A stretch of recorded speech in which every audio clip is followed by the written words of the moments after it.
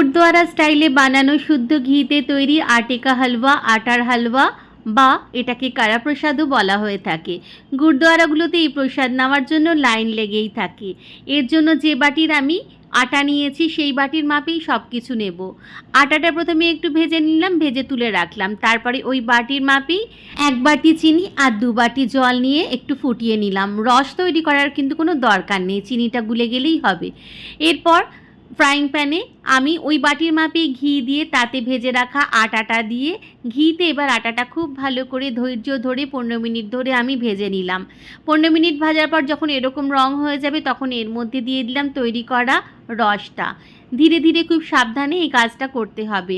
একটু একটু করে দিয়ে একটু একটু করে ডান হাতে আমি মিশিয়ে নিচ্ছি। ওপর থেকে দিয়ে দিলাম 3টে এলাচ কুচি। ব্যাস আর কিছুই নয়, নেড়ে চেড়ে যখন এরকমভাবে প্যান থেকে ছেড়ে ছেড়ে আসবে তখনই তৈরি হয়ে যাবে কারা প্রসাদ।